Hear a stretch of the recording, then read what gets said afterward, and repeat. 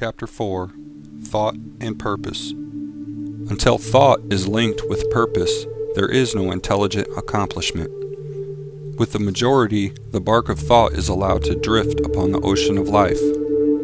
Aimlessness is a vice, and such drifting must not continue for him who would steer clear of catastrophe and destruction. They who have no central purpose in their life fall an easy prey to petty worries, fears, troubles, and self-pityings, all of which are indications of weakness, which lead, just as surely as deliberately planned sins, though by a different route, to failure, unhappiness, and loss. For weakness cannot persist in a power-evolving universe.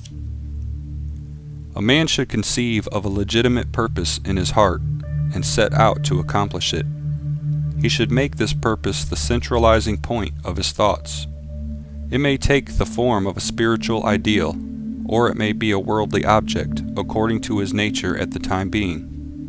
But whichever it is, he should steadily focus his thought forces upon the object which he has set before him. He should make his purpose his supreme duty, and should devote himself to its attainment, not allowing his thoughts to wander away into ephemeral fancies, longings, and imaginings. This is the royal road to self-control and true concentration of thought. Even if he fails again and again to accomplish his purpose, as he necessarily must until weakness is overcome, the strength of character gained will be the measure of his true success, and this will form a new starting point for future power and triumph. Those who are not prepared for the apprehension of great purpose should fix the thoughts upon the faultless performance of their duty, no matter how insignificant their task may appear. Only in this way can the thoughts be gathered and focused, and resolution and energy be developed, which being done, there is nothing which may not be accomplished.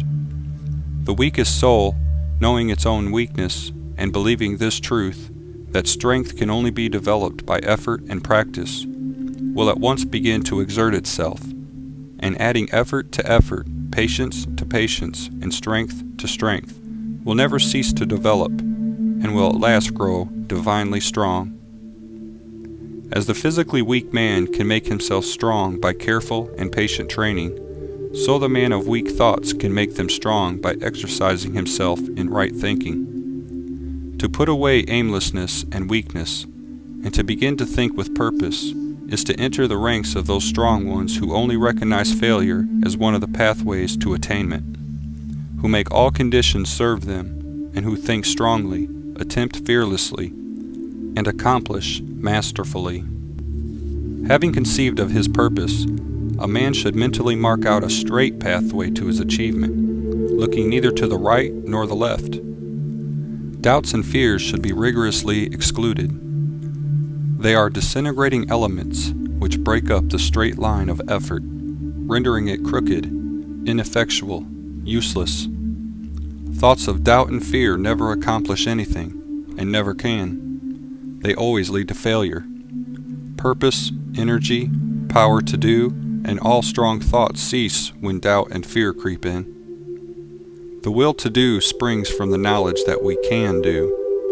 Doubt and fear are the great enemies of knowledge, and he who encourages them, who does not slay them, thwarts himself at every step. He who has conquered doubt and fear has conquered failure. His every thought is allied with power, and all difficulties are bravely met and wisely overcome. His purposes are seasonably planted, and they bloom and bring forth fruit which does not fall prematurely to the ground. Thought allied fearlessly to purpose becomes creative force. He who knows this is ready to become something higher and stronger than a mere bundle of wavering thoughts and fluctuating sensations. He who does this has become the conscious and intelligent wielder of his mental powers. End of Chapter 4. Thought and Purpose.